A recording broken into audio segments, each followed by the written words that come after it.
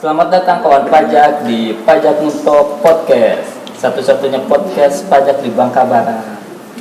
Nah, baik, di kesempatan podcast kali ini kita akan membahas suatu topik yang masih hangat, yaitu terkait NIK jadi NPWP atau format baru dari NPWP sesuai dengan aturan PMK 112 tahun 2022. Nah, untuk membahas itu semua telah hadir bersama saya dua orang narasumber yang kalau kawan pajak selalu nonton podcast kita pasti tidak asing lagi yaitu Kak Dedi Gusmar dan Kak Dewi. Apa kabar? Alhamdulillah baik. Nah, kita langsung mulai saja Kak ya. Iya, baik. Nah, ke Kak Dedi dulu. Boleh. Nah, jadi Kak, ini latar belakang diterbitkannya aturan PMK 112 ini terkait NPWP ini apa sih Kak latar belakangnya? Oke, terima kasih Kak Fahri dan kawan pajak sekalian dimanapun kawan pajak berada. Jadi topik yang kita bicarakan pada hari ini ya seperti yang disampaikan oleh Kak Fahri tadi adalah mengenai perubahan NPWP dengan menggunakan NIK ya. Jadi kawan pajak sekalian, mungkin kawan pajak sekalian sudah mengikuti ya dari tahun lalu kita sudah atau pemerintah sudah mengeluarkan undang-undang terbaru ya, undang-undang pajak harmonisasi perpajakan ya, undang-undang nomor 7 tahun 2021. Nah, di sana kawan pajak sekalian kita sudah atau pemerintah sudah mencantumkan ya mengenai penggunaan NIK sebagai NPWP itu. Nah, jadi PMK ini diterbitkan oleh Menteri Keuangan itu dalam rangka mengatur aturan pelaksanaannya dari undang-undang tersebut. Jadi bagaimana mekanisme penggunaan dari NIK itu yang akan kita gunakan sebagai NPWP nantinya. Nah, itu nanti kawan pajak sekalian, PMK ini ya atau penggunaan NIK sebagai NPWP ini sendiri itu mulai berlaku di tanggal 14 Juli 2022 bertepatan dengan hari pajak. Nah, jadi pas benar tuh kawan pajak sekalian ya, kita menerbitkan ketentuannya, regulasinya itu pas di hari pajak gitu. Iya, betul. Nah, jadi nanti itu yang akan dipergunakan oleh kawan pajak sekalian ke depan sebagai sarana untuk menggunakan ya pelaksanaan administrasi perpajakan dan administrasi layanan pemerintah lainnya ya. Kita sebagaimana kita ketahui semuanya kita sekarang udah nggak bisa lepas lagi tuh ya Kak Dewi ya, dari yang namanya menggunakan NIK, kemudian nanti juga pasti akan diminta NPWP ya seperti kita melakukan perizinan ya Kak Dewi ya. Jadi itu kita sudah siapkan mulai dari perangkat undang-undangnya dan sudah kita siapkan juga PMK-nya, peraturan Menteri Keuangannya gitu Kak Fahri dan Kak Mudah kayak. Iya. Oke. Sekarang lanjut ke Kak Dewi. Iya. Nah, tadi kan latar belakangnya kayak. Nah, kalau tujuannya itu Iya. apa? Nah, biasanya kita menerbitkan aturan turunan ya seperti Kak Dedi tadi bilang ya Kak Dedi ya, ada undang-undangnya, setelah undang-undangnya nanti akan turun PMK yang lagi kita bahas sekarang ya Kak Fahri ya sama Kak Dedi ya, PMK 112 ya di tahun 2022 ini dia memiliki 3 tujuan Kak Fahri dan kawan pajak semua. Adapun tujuannya yang pertama itu untuk memberikan keadilan dan kepastian hukum dalam penggunaan NPWP yang tadi kata Kak Dedi, dalam penggunaan NPWP sehubungan dengan ketentuan penggunaan NIK yang menjadi NPWP bagi wajib pajak orang pribadi tersebut. Nah, yang kedua itu untuk memberikan kesetaraan serta mewujudkan administrasi perpajakan yang efektif dan efisien bagi wajib pajak orang pribadi yang merupakan penduduk Indonesia yang menggunakan NIK tadi sebagai NPWP. Nah, yang terakhir itu untuk mendukung kebijakan. Nah, sekarang kan dari dulu sering digalakan ya kebijakan Satu Data Indonesia, kayak dia gitu. Satu Data Indonesia dengan mengatur pencantuman nomor identitas tunggal yang terstandarisasi dan terintegrasi dalam pelayanan administrasi perpajakan. Seperti itu, Kang Makanya Fahri. tadi kan sudah saya sampaikan juga kan Kak Iya, Dewi bahwa sekarang ini apa sih yang nggak pakai NIK gitu ya, apa sih yang nggak pakai NPWP gitu ya. Kadang-kadang kita contoh ya kawan pajak sekalian, kita mau buka rekening saja ya, rekening di bank, kita bukan hanya diminta KTP gitu, kita bukan hanya diminta berapa nomor NIK-nya, tapi NPWP-nya mana gitu. Nah, mungkin itu ya. Jadi pemerintah dalam hal ini sudah ya mengatur bagaimana nanti ke depan kawan pajak masyarakat Indonesia itu tidak lagi banyak menggunakan nomor ya Kak Dewi ya. Jadi satu nomor aja. Jadi nggak pusing-pusing banyak lagi kartu gitu ya. Kawan pajak semua cukup menggunakan satu NIK untuk semuanya gitu. Pelayanan pemerintah. Iya, pelayanan pemerintah seperti itu. Nah, terus Kak itu ke Kak Dedi ya. Ya. Terus yang berubah format NPWP di aturan ini tuh apakah yang perubahannya? Oke.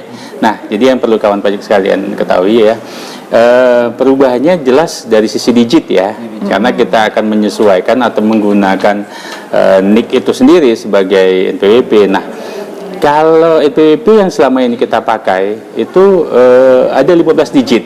Nah, sementara NIK kita itu 16 digit. Nah, untuk jadi kita di PMK ini itu sudah mengatur ada 3 jenis wajib pajak atau 3 jenis pengguna NPWP. Ya, ada namanya NPWP untuk penduduk ya, ada NPWP untuk non penduduk badan seperti itu ya. Nah, dan ada NPWP untuk cabang. Nah, jadi perbedaannya kawan pajak sekalian dibanding dengan NPWP sebelumnya itu adalah kalau untuk status penduduk ya, itu kita kan menggunakan NIK. Jadi NIK-nya nanti kita konversi ya menjadi NPWP ya. Jadi 16 digit ya, 16 digit dari NIK itulah yang kita jadikan NPWP. Nah, untuk yang non penduduk atau WP badan ya, wajib pajak badan, itu nanti yang kita gunakan adalah tetap NPWP yang lama, hanya kita tambahkan digit, 1 digit angka 0 di depannya. Ya, jadi lengkap tuh 16 digit gitu ya. Termasuk juga instansi pemerintah Kak Dewi ya. Jadi instansi pemerintah juga kita berikan angka tambahan angka 0 di depannya. Jadi 16 digit. Nah, yang terbaru nih ya dari ketentuan PMK 112 ini adalah terkait cabang Kak Dewi dan Kak Fahri. Jadi kalau cabang, kalau di NPWP yang lama itu kita kan hanya membedakan cabangnya, artinya NPWP-nya akan sama dengan pusatnya, hanya membedakan ujungnya saja. Kita beri kode ada 001 di ujungnya, 002 dan seterusnya. Nah, tetapi kalau di ketentuan yang terbaru kita akan membuatkan namanya nomor identitas kegiatan usaha, nomor kegiatan tempat kegiatan usaha. Nah, NITKU. Jadi kita akan terbitkan itu ya, mengenai bagaimana formatnya seperti dan sebagainya. Nanti kita tunggu saja regulasi berikutnya, karena kan ketika ada peraturan Menteri Keuangan biasanya kita akan terbitkan perdirjennya Kak Dewinya untuk bagaimana teknis penerbitan NPWP dan seterusnya. Demikian. Tadi kan seperti singgung kayak formatnya sekarang 16. Nah, untuk format yang lama kan 15. 0 digit, apakah itu masih berlaku? Oh, nah sekarang seperti tadi Kak Dedi jelaskan, sekarang kita itu masih menggunakan format yang 16 digit. Nah, peraturan ini tadi kan Kak Dedi udah jelaskan juga mulai berlaku pada kemarin pas ulang tahun ini ya, hari pajak ya, tanggal 12 Juli ya. 14 Juli 2022 ini akan masih bisa digunakan sampai dengan 31 Desember tahun 2023. Betul. Jadi masih bisa digunakan, tapi hanya terbatas Kak Fahri. Jadi masih terbatas pada layanan-layanan administrasi perpajakan. Selebihnya masih belum bisa digunakan. Nah, itu akan bisa digunakan nanti pada tanggal 1 Januari di 2024. Seperti itu Kak Fahri. Jadi teman-teman jangan khawatir, sekarang masih masa peralihan, itu masih bisa menggunakan. Nanti kalau sudah seperti kata Kak Dedi tadi, tinggal nanti akan ada sinkronisasi Kak Dedi ya. Betul. Tinggal ditambah menjadi 16 digit tadi sesuai ketentuan yang tadi seperti itu. Mungkin di sini Kak Fahri, Kak Dedi bisa menambahkan. Tadi saya mendengar ini Kak Dedi ada wajib pajak penduduk, ada istilah baru itu wajib pajak penduduk. Kalau badan kan sudah biasa ya Kak Fahri ya, wajib pajak badan, instansi pemerintah. Ini ada istilah wajib pajak penduduk itu Kak Dedi. Mungkin Kak Dedi bisa jelaskan sama kawan-kawan pajak semua ya Kak Fahri ya. Apa nih wajib pajak penduduk kayak gitu? Betul sekali Kak Dewi. Jadi kawan pajak sekalian, jadi seperti istilahnya ya. Jadi kita ada namanya NPWP orang pribadi penduduk ya. Nah, karena kita menggunakan NIK ya, nomor identitas kependudukan, maka yang menggunakan NIK itu otomatis kan adalah penduduk atau warga Indonesia. Oh, warga seperti negara itu. Indonesia seperti itu. Nah, yang selain itu berarti kan dia adalah wajib pajak atau subjek pajak luar negeri dan wajib pajak badan, karena kan badan atau perusahaan-perusahaan itu kan tidak punya NIK. Nah, makanya kita menyebut istilah seperti itu.